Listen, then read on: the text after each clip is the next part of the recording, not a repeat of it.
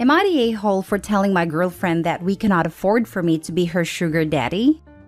My male 27, girlfriend 23 is absolutely beautiful. And most of her friends are also physically attractive women as well, and they like to party with rich men they meet. My girlfriend and I have been together for a couple of years. I make a decent living, but I'm not NBA rich.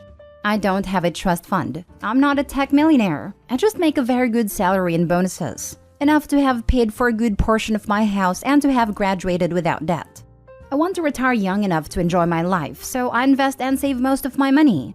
Not all. I'm still enjoying my life now. I'm even taking us to all-inclusive in Jamaica for the New Year's. But she's jealous of her friends. They get lavish gifts, and they go out for dinner all the time. She loves me, and we have plans for the future, but she keeps bringing up all the things her friends get from their male admirers. I finally snapped and said that I could not afford to be a sugar daddy. She said her friends aren't like that, so I pointed out that they literally do not make enough money to support the lifestyle they have. I pointed out that one of them drives a $1,000 Lexus, and she works part-time at a restaurant as a hostess. She says that I'm calling her friends workers, which I would not do, and judging them. So I asked her to explain how her friends afford dinner out at very expensive restaurants while earning minimum wage in some cases. So now she thinks I'm an a-hole for making what I feel are apt observations. She asked if I consider her that way, because I pay for everything and earn 6 times what she does. I told her no, that I'm proud to have a teacher for a girlfriend, but she is still sulking. Now for the top comments. You have 2 choices. Sit down with her and have an adult conversation that although she may be jealous of all the gifts her friends get, you do not/cannot get her all those same things. If you're paying for most of the luxury/bills whatever, you get a big say in what luxuries are enjoyed. Or you can end a relationship. She sounds a bit immature, not the a-hole. I was thinking she sounds naive.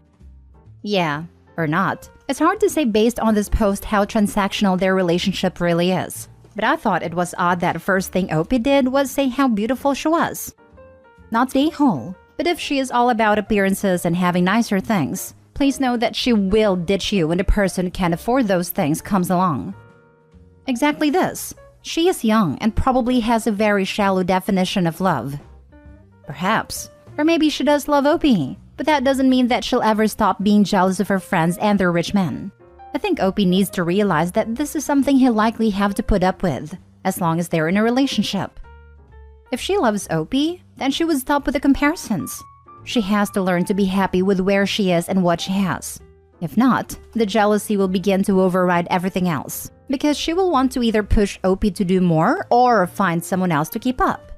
It's unhealthy. Not the a-hole. She's young and foolish. She's equating material things with someone caring about her. Her friends might not be sex workers, but they are definitely trading something that requires no effort for getting boons in life. They are what the nice guys and incels always complain about. They are who give the rest of us a bad name.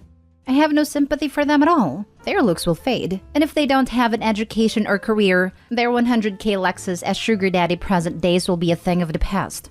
Your girlfriend needs to grow up. There's nothing to be jealous of. If she wants expensive things, she needs to shuck her little buns and work for them. Next story. Am I the a-hole for telling my best friend her grandfather is planning to disinherit her?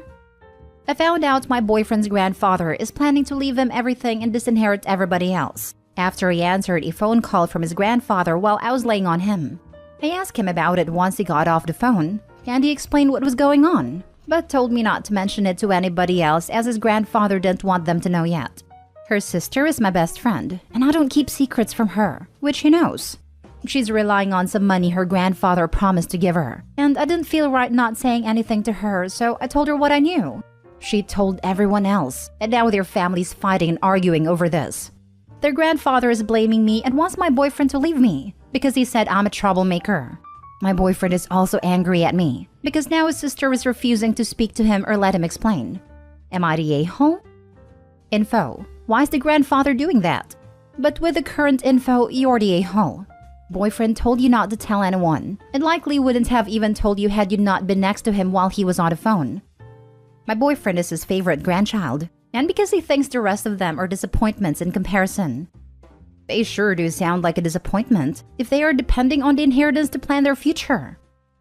The only reason my best friend was relying on the inheritance is because her grandfather told her himself what he was going to leave her, and that he would make sure she was taken care of so she wouldn't worry. Now that she knows it was a lie, she's making different choices to make sure she'll be okay without his help. You're the a-hole. Don't insert yourself into other people's business. Don't lie and pretend you won't say anything when you were planning on saying something. Your boyfriend should leave you. You chose your best friend over your boyfriend, OP. Your choice to make. But if I were the boyfriend, I'd probably leave you over it, knowing I'd always be second priority to my sister. I get why you did it. Just laying out the implication here for you. Hopefully this isn't a very serious relationship. You're the a-hole. You were told by someone you presumably love and respect to keep a secret and just cause trouble. This was family business. None of your business to get involved. Exactly this. You were asked to keep a secret and failed miserably. You have now caused unnecessary family drama. But more than that, trust is the foundation of a good relationship.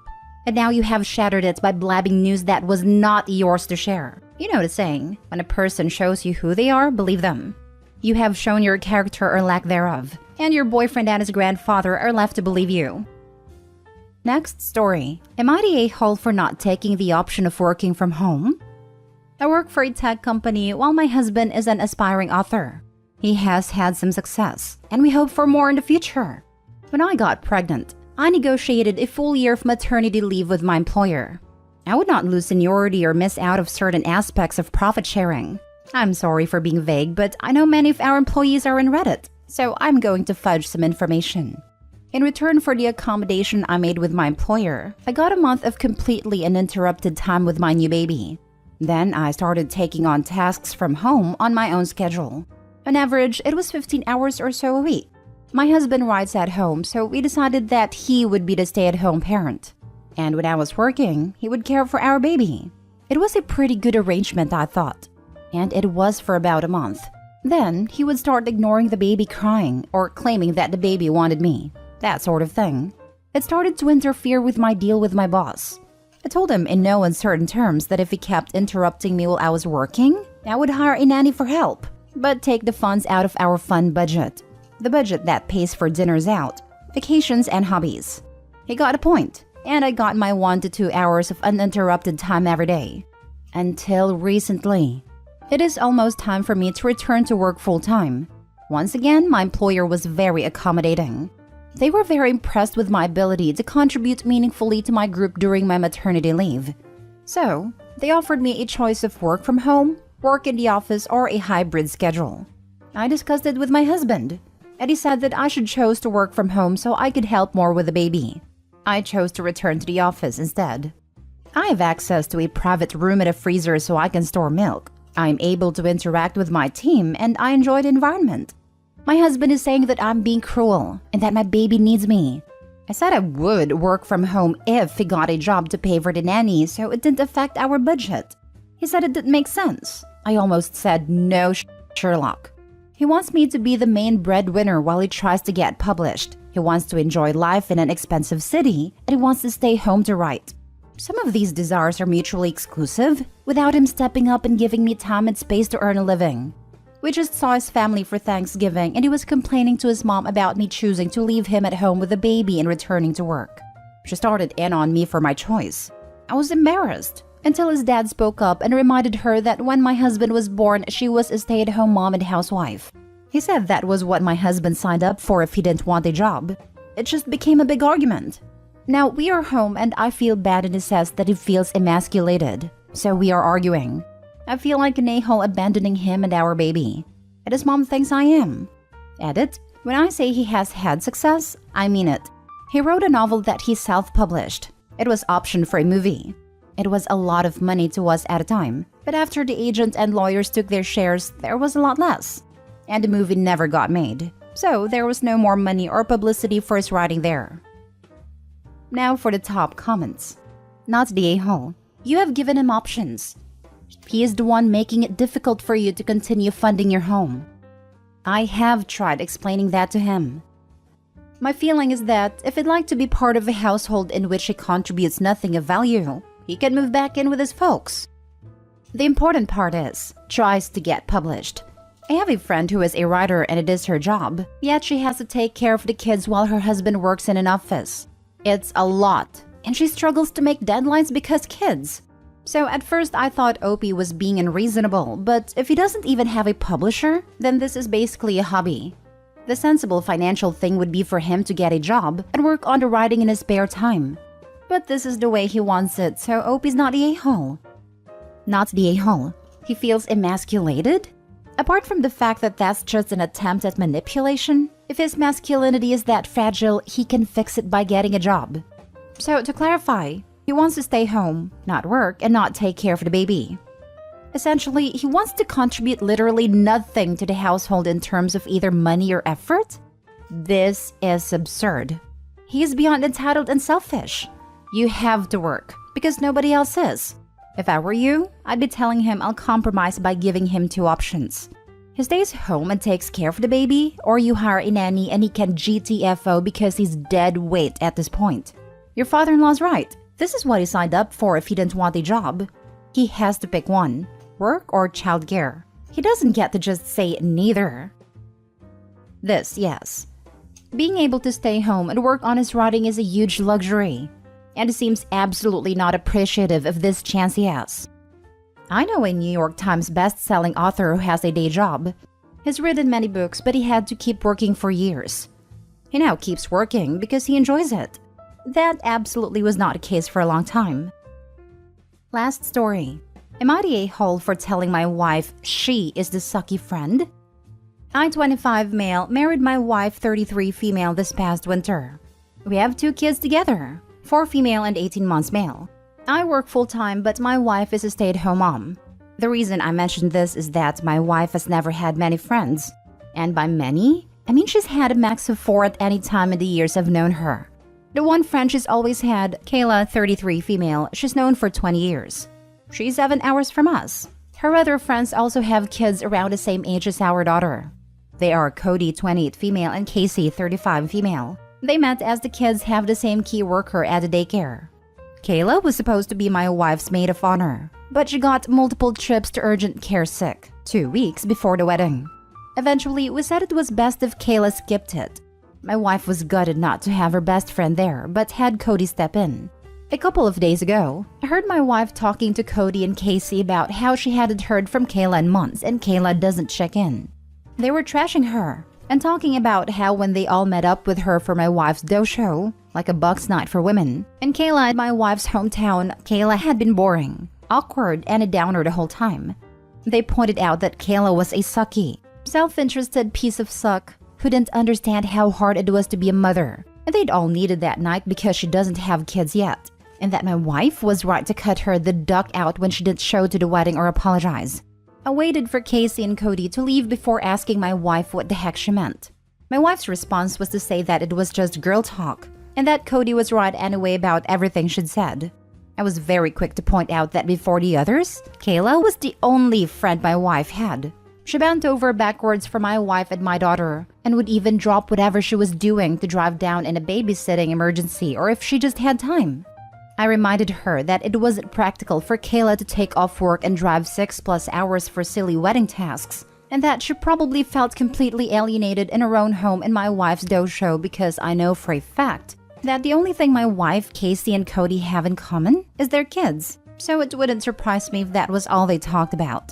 She desperately wants to be liked by Casey and Cody just to have people around her, so I get it.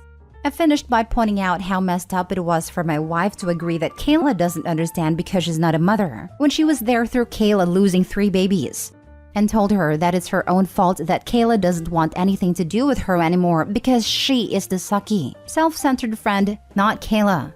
My wife didn't respond. She immediately burst into tears, packed a bag and left.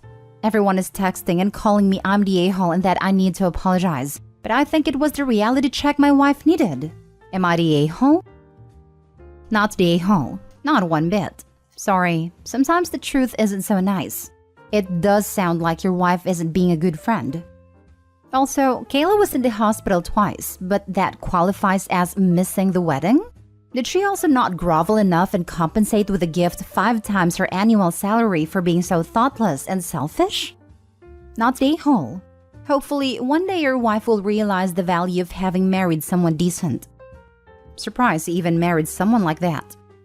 They got pregnant when he was 20 and her nearly 30. Combined with the horrible attitude she has, sounds like she targeted someone young and easily manipulated.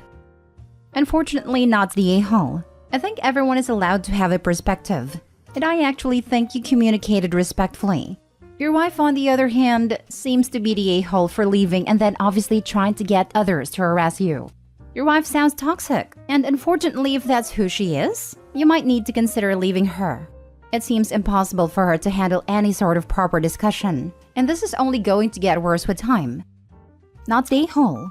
Sometimes I give my husband a reality check if I really don't agree with him. His response is to accuse me of never being on his side. I answer with, I'm always on your side. 100%. Just because I don't agree with you or I think you did a crappy thing doesn't mean I don't support you. You did the right thing according to your values. You thought it was important enough to say something. I agree with you, by the way. She didn't like it. That's okay. Here's something to think about. How would you react if she did it to you? I like that. I'm always on your side, 100%. Just because I don't agree with you or I think you did a crappy thing doesn't mean I don't support you. Maybe the OP should use this when he hopefully gets a chance to speak to his wife. He should also point out that he hopes she would do the same thing for him. Not the a-hole.